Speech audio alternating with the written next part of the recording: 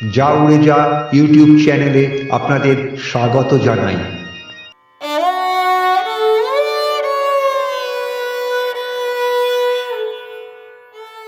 শ্রী শ্রী রামকৃষ্ণ কথামৃত ঠাকুর শ্রীরামকৃষ্ণ দেবের অমৃতময় উপদেশাবলীর একটি সংকলন।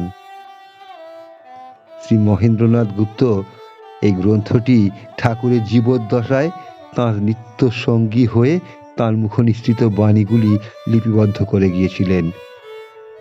কথামৃত শুধুমাত্র একটি ধর্মীয় গ্রন্থ নয়, এটি একটি আধ্যাত্মিক, দার্শনিক এবং সাহিত্যিক সম্পদ।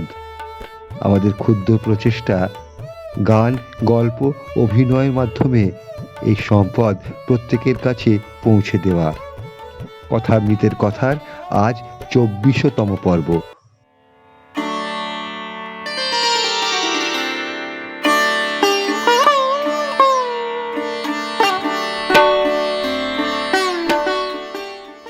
সন্ধ্যা হলো। পলাশ কালী মন্দিরে ও রাধাকান্তের মন্দিরে এবং অন্যান্য ঘরে আলো জ্বলে উঠল। ঠাকুর ছোট্ট খাটটিতে বসে জগন্মাতার চিন্তা ও তারপরে ঈশ্বরের নাম করছেন।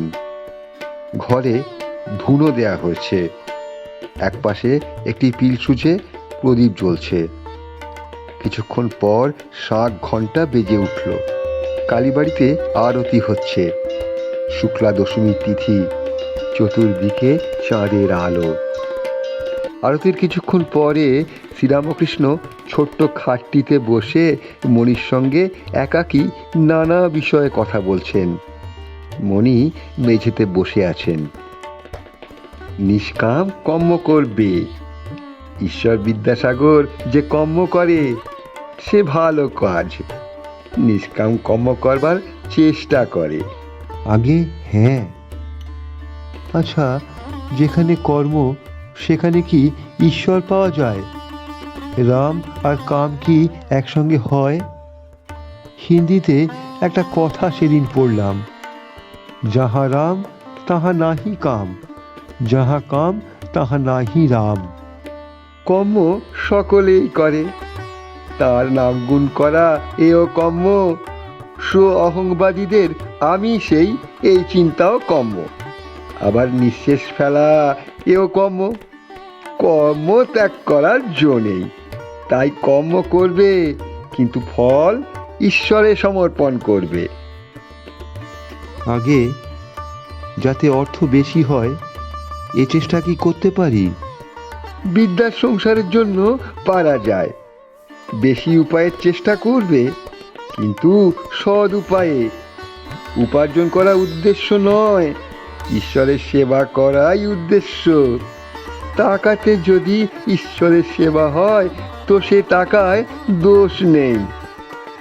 আগে পরিবারের উপর কর্তব্য কতদিন? তাদের খাওয়ার পরার কোনো কষ্ট না থাকে, কিন্তু সন্তান নিজের সমর্থ হলে আর তাদের ভার নেবার দরকার নেই। পাখির ছানা খুঁটে খেতে শিখলে আবার মার কাছে খেতে এলে মা ঠক্কর মারে। কর্ম কতদিন করতে হবে? ফললাভ হলে আর ফুল থাকে নে। ঈশ্বর লাভ হলে কর্ম আর করতে হয় নে, মনও লাগে নে।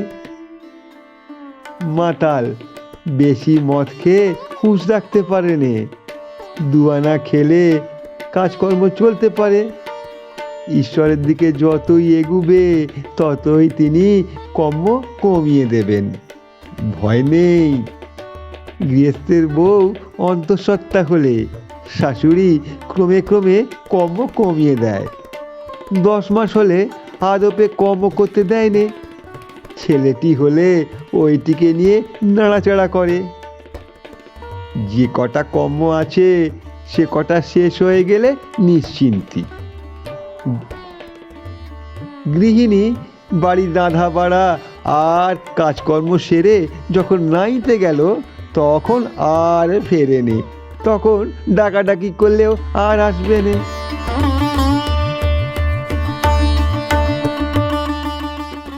বৈষ্ণবেরা বলে যে ঈশ্বরের পথে যারা যাচ্ছে আর যারা তাকে লাভ করেছে তাদের থাক থাক আছে।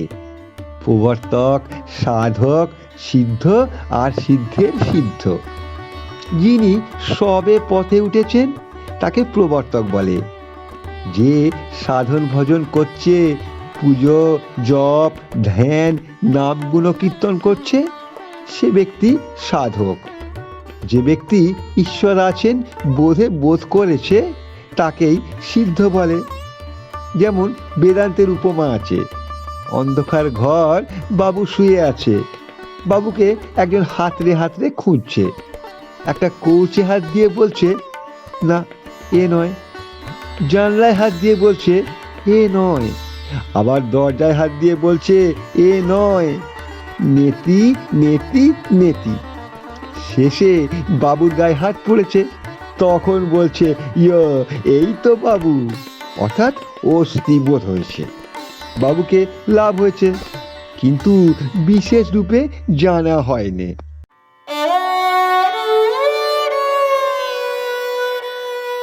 আর এক থাক আছে, তাকে বলে সিদ্ধের সিদ্ধ। বাবুর সঙ্গে যদি বিশেষ আলাপ হয় তাহলে আর এক রকম অবস্থা। যদি ঈশ্বরের সঙ্গে প্রেম ভক্তির দ্বারা বিশেষ আলাপ হয়, যে সিদ্ধ সে ঈশ্বরকে পেয়েছে বটে। যিনি সিদ্ধের সিদ্ধ তিনি ঈশ্বরের সঙ্গে বিশেষ রূপে আলাপ করেছেন, কিন্তু তাকে লাভ করতে হলে একটা ভাব আশ্রয় করতে হয়। শান্ত, দাস্য, সখ্য, বাৎসল্য বা মধুর। শান্ত ঋষিদের ছিল, তাদের অন্য কিছু ভোগ করার বাসনা ছিল না। যেমন স্ত্রীর স্বামীতে নিষ্ঠা, সে জানে আমার প্রতি কন্দর্প। দাস্য যেমন হনুমানের, রামের কাজ করবার সময় সিংহ তুল্য। স্ত্রীরও দাস্যভাব থাকে, স্বামীকে প্রাণপণ সেবা করে। মার কিছু কিছু থাকে, যশোদারও ছিল। সখ্য বন্ধুর ভাব, এসো এসো কাছে এসে বসো। শ্রীদামাদি কৃষ্ণকে যখন এঁঠো ফল খাওয়াচ্ছে, আবার কখনো ঘাড়ে চড়ছে। বাৎসল্য যেমন যশোদার, স্ত্রীরও কতকটা থাকে, স্বামীকে প্রাণ মন ভরে খাওয়ায়। ছেলেটি পেট ভরে খেলে তবেই মা সন্তুষ্ট। যশোদা কৃষ্ণ খাবে বলে ননি হাতে করে বেড়াতেন।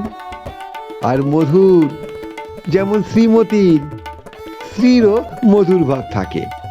এ ভাবের ভিতর সকল ভাবই আছে, শান্ত, দাস্য, সখ্য, বাৎসল্য। আগে ঈশ্বর দর্শন কি এই চর্মচক্ষে হয়? তাকে চর্মচক্ষে দেখা যায়নি। সাধনা করতে করতে একটি প্রেমের শরীর হয়। তার প্রেমের চক্ষু, প্রেমের কর্ণ, সেই চক্ষে দিয়েই তাকে দেখে। সেই কর্ণে তার বাণী শোনা যায়। আবার প্রেমের লিঙ্গজনীয় হয়।